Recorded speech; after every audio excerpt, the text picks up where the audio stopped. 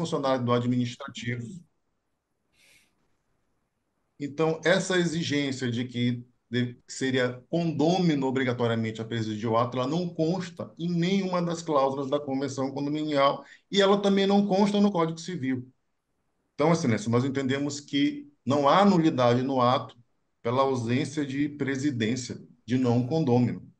Inclusive, é uma praxe no ambiente condominial a presidência da Assembleia ser feita pelo síndico e muitas vezes pela assessoria jurídica, até para evitar que discordâncias entre condôminos, que é comum, entendimento, prevaleçam na presidência do ato.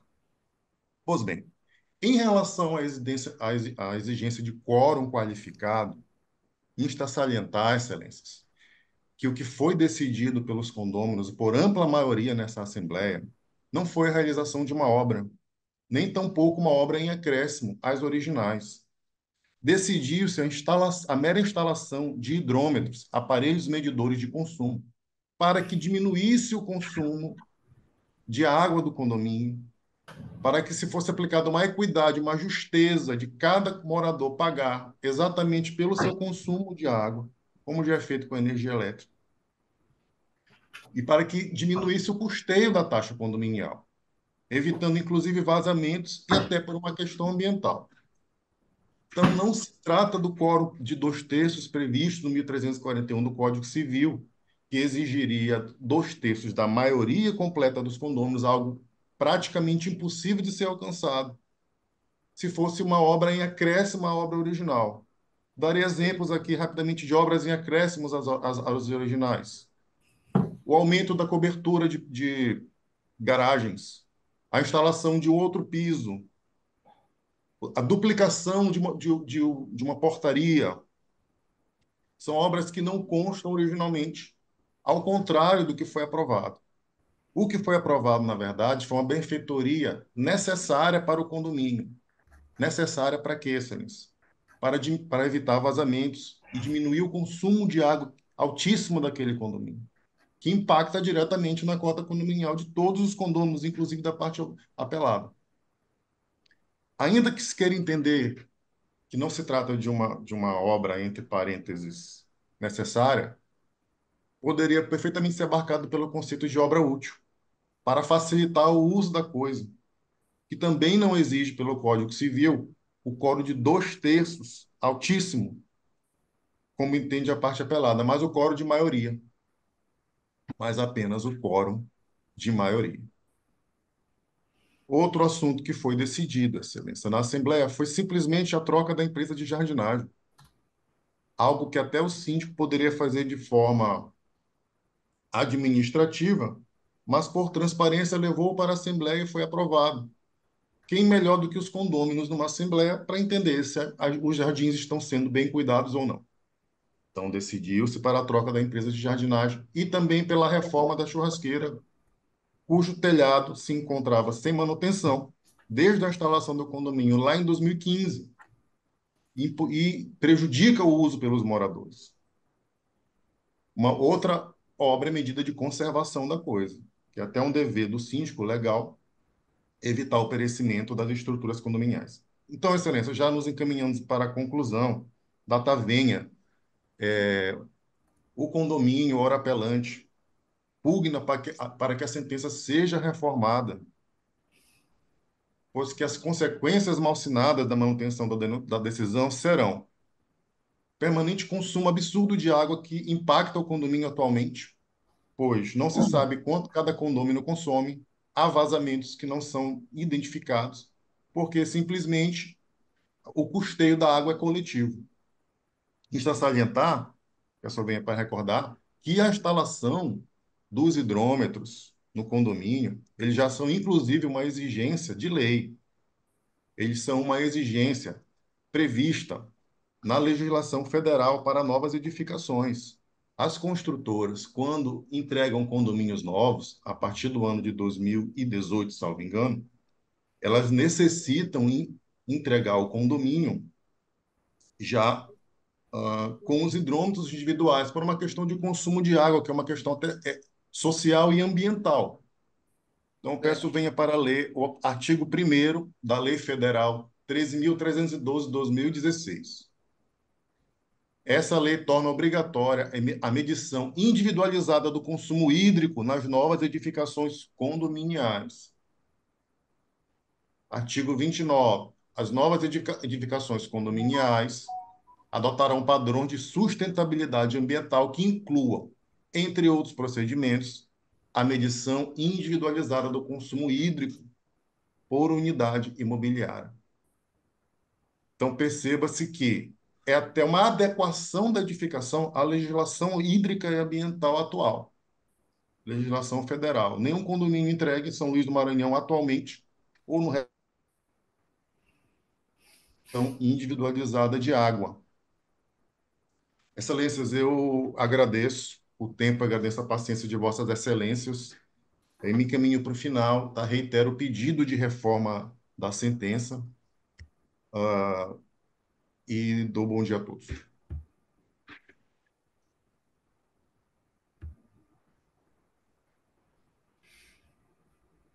Muito bem. Então, eu devolvo aqui a palavra ao digníssimo relator. Sim, senhor presidente, vou aqui direto ao ponto. Compulsando os autos, verifica-se que a Assembleia Geral Extraordinária do Subcondomínio Jardim de Vêneto, no dia 5 de dezembro de 2019, contou com a participação de parte dos condôminos e não com os representantes das 192 unidades isoladas. Além disso, os trabalhos não foram conduzidos na forma disciplinada na norma regente. Sobre o tema, o artigo 175 da Convenção de Condomínio dispõe acerca da necessidade de condução do ato pela pessoa do presidente, o qual necessariamente deve ser um condômino, tendo em vista a responsabilidade atribuída, bem como o peso do seu voto. Aí eu reproduzo aqui o artigo 175. As assembleias dos subcondomínios residenciais serão dirigidas por pessoa composta por um presidente escolhido por aclamação entre os presentes. Claro que entre os presentes são os condôminos. E secretariada por pessoa de livre escolha do presidente eleito. No entanto, por determinação na maioria dos presentes, poderá ser presidida pela administradora, na pessoa do seu representante. Aí tem parte do artigo que eu vou para a leitura. Nesse trilhar, a condução dos trabalhos por um advogado não condômino já viola a citada norma. Ademais, a aprovação da ata por número inadequado de condôminos, visto que não contou com os representantes de todas as unidades, também se traduz em violação do Estatuto Condominial e do Código Civil. Vejamos os artigos 179 e 180 da Convenção de Condomínio. Então, 179, será exigido o voto unânime dos condôminos titulares de direitos sobre unidades autônomas na deliberação de aprovação de a eventual modificação e obras na estrutura, fachadas e aspectos arquitetônicos dos subcondomínios residenciais. Eventuais decisões que alterem no todo ou em parte o direito de propriedade dos condôminos e suas unidades autônomas, bem como demais áreas, partes e coisas de propriedade comum. Aí cito mais o artigo 180.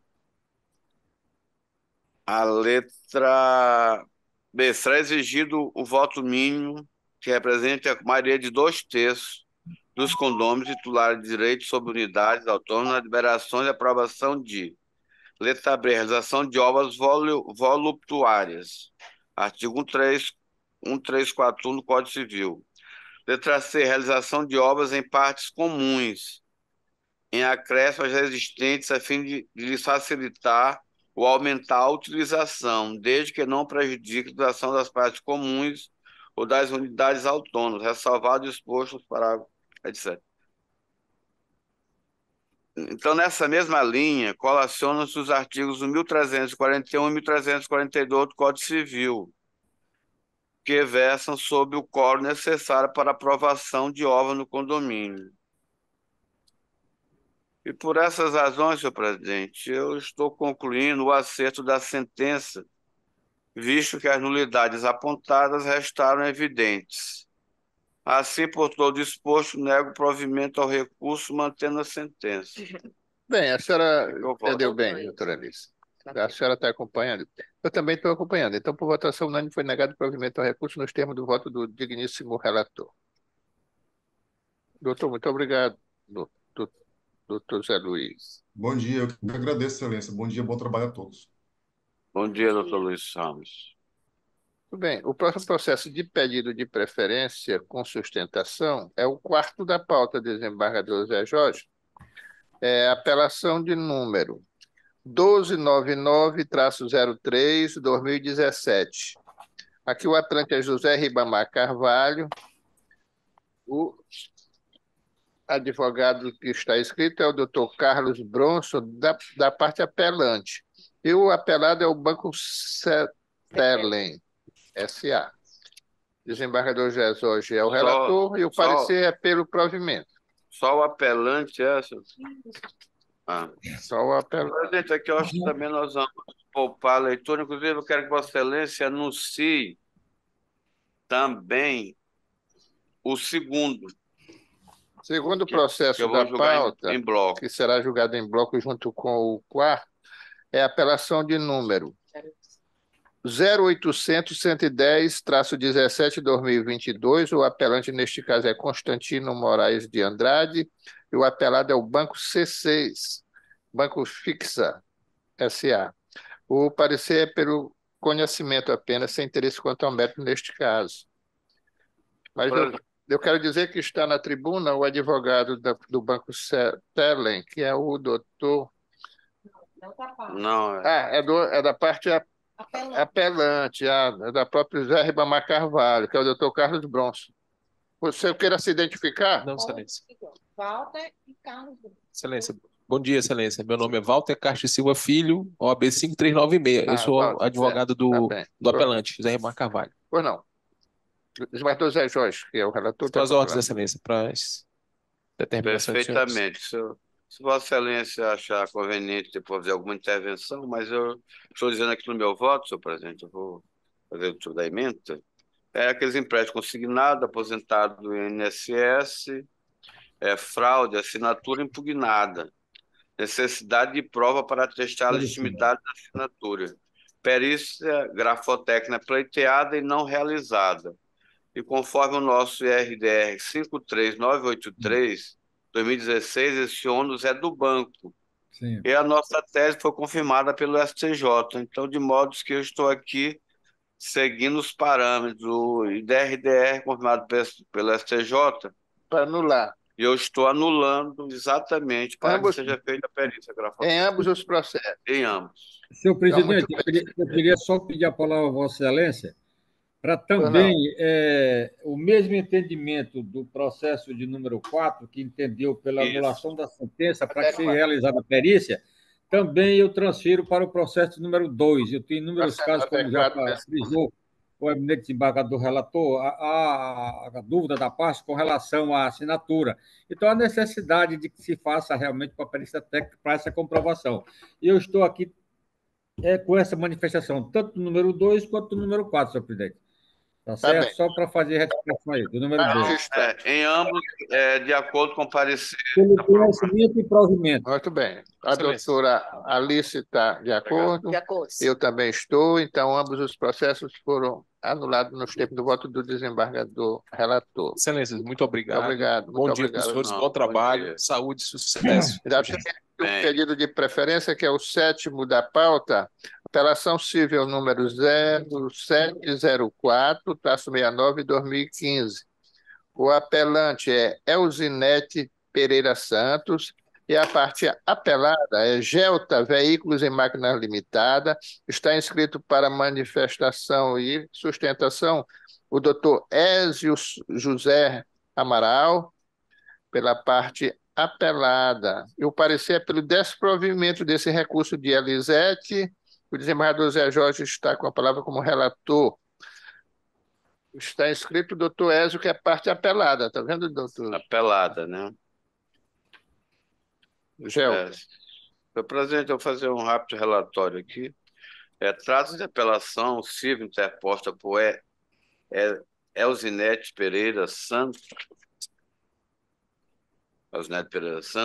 contra a sentença proferida pelo juiz da Vara Única da Comarca de Santo Antônio dos Lopes, nos autos da ação de indenização por danos morais e materiais propostos em face da Gelta Veículo e Máquinas Limitada e Manel Messias de Araújo, julgou improcedentes os pedidos.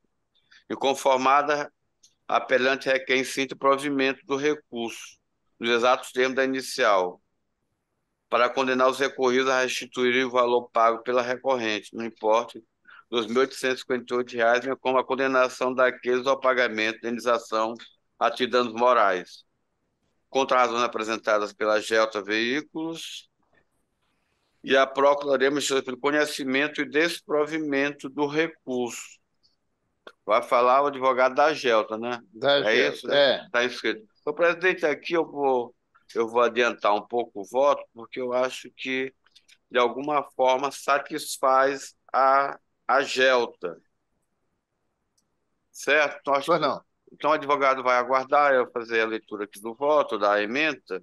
Se houver necessidade de alguma intervenção, você terá o direito de exercitar. Mas pode até se identificar logo, né? O doutor Ézio, por favor, identificar-se. Excelentíssimos senhores desembargadores, meu nome é Ézio José Raulino Amaral, OAB Piauí 3443. Agradeço a atenção do eminente desembargador relator e aguardo o adiantamento aí do voto. Não, com a palavra relator. Então, senhor presidente, eu estou dizendo aqui que não se vislumbra nos autos o envolvimento da concessionária de veículos com a cobrança indevida do valor de entrada, que foi efetuado por uma pessoa que se passou por seu funcionário, nem com a negativa de concessão da benesse tributária na aquisição do veículo PCD, posto que é efetuada pela montadora Fiat do Brasil. Ilegal a cobrança do valor à guisa de entrada na aquisição de veículo por pessoa que se passou por funcionário da concessionária, pelo que o valor deve ser por ele restituído, sob pena de enriquecimento ilícito. Tendo em vista que o valor dado irregularmente como entrada mostra diminuto, considerando a condição financeira da apelante, não considera como ocorrentes os danos morais alegados. Então, eu estou dando parcial provimento ao recurso, em desacordo com o parecer, para reformando a sentença, no sentido de julgar procedente o pedido apresentado na petição inicial, respeitante ao dever do réu apelado Manuel Messias Soares de Carvalho, restituir à autora apelada a quantia dos R$ 1.858, com correção monetária para o IPCA-E, e desde a entrega do valor e juros de 1% ao mês desde a citação. E estou excluindo a Gelta. Então, o senhor está entendendo que apenas Manuel deve ser responsável por esse... Pronto. Entendeu? O senhor está satisfeito, doutor Ézio, nesse caso? Sim, excelência, estou satisfeito, já que a Gelta foi excluída do polo passivo da demanda. Senhor presidente, eu queria só dizer que eu vou ratificar o parecer, né, que conclui pelo conhecimento e desprovimento, como já mencionou o eminente desembargador relator. Tá bem, está anotado. A doutora Alice acompanha o relator, eu também acompanho nesse sentido, então, por votação unânime, foi dado um parcial provimento nos termos do voto do... Foi parcial provimento, né? Foi parcial provimento. Nos termos do voto do desembargador relator. Muito obrigado, doutor Ézio. Obrigado, excelência. Muito obrigado. Desejo um bom trabalho a todos e peço licença para me retirar da sala virtual. Bem, fique à vontade. Muito obrigado. Então, esses eram os processos com pedido de preferência. Vamos passar, então, agora ao quinto da pauta, pela ordem, que é a apelação de número 0800-348-56-2019. Aqui o primeiro apelante é Equatorial Distribuidora de Energia, e o segundo apelante é Maria do Espírito Santo e outros. O parecer, neste caso, é pelo conhecimento e desprovimento de ambos os recursos. O doutor desembargador José Jorge é o relator, a quem passo a palavra. Doutor Francisco Barros, o senhor mantém o parecer? Mantém, senhor presidente, com os argumentos meio colacionados, que concluiu pelo conhecimento e desprovimento das apelações para que seja mantida a sentença de base. O meu voto, senhor presidente, está no mesmo sentido do parecer. Eu vou ler aqui a emenda. Ação de indenização, responsabilidade civil objetiva. Concessionário de serviço público, morte do genitor causada por choque elétrico, fio de alta tensão, dano material, pensionamento, valor, manutenção, dano moral, quantia fixada, critérios observados pelo julgador, recursos desprovidos. Aqui o dano moral foi de R$ 400.000, porque vai ser dividido entre os filhos da vítima, e o pensionamento de um salário mínimo, até que ele atinja aquela idade, Tudo bem. 70 anos, como nos parâmetros, inclusive, lá do Está nosso de acordo, até porque a STJ. Equatorial nem veio Nem discutir o assunto. veio sustentar. Então, tá bom, a doutora Alice. Acompanho, relator. Eu também acompanho. Por votação unânime foi negado provimento a ambos os recursos. Nós temos o voto do relator. Muito obrigado. O último processo da pauta é o sexto, é a apelação de número 083-2865-89-2020. Apelante consórcio EPENG. Apelado Gelmar Fundações Especiais. O parecer, nesse caso, é só pelo conhecimento. Mantido? Mantido, senhor presidente, só pelo A conhecimento. palavra do desembargador Zé Jorge, o relator. Senhor presidente, aqui também eu vou meter a emenda, que é uma apelação civil,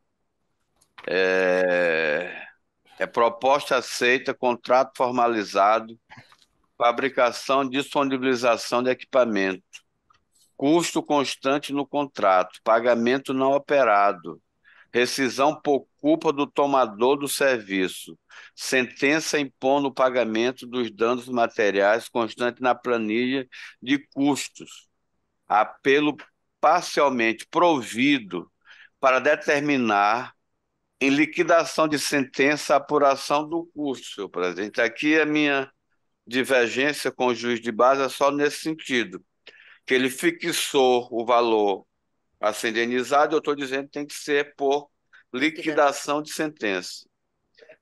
Tanto exposto, conheço do parcial provimento ao apelo, para tão somente reformar a sentença ao valor do crédito devido à apelada, que deve ser objeto de cálculo em liquidação de sentença, nos termos da fundamentação supra, de onde se dirão os juros de mora de 1% ao mês, contabilizado a partir da citação, e correção monetária pelo NPC, a contar da assinatura do contrato em 27/2/2019. Mantém a condenação da apelante em custos honorários sucumbenciais nos termos da sentença. É um parcial provimento. Parcial provimento. Doutor. Acompanho. Eu também concordo, então, por votação unânime, foi dado parcial provimento nos termos do voto do digníssimo relator. Esses eram os processos da pauta desta quarta Câmara de Direito Privado, não havendo mais nenhum a ser julgado hoje, eu estou dando encerrada essa sessão.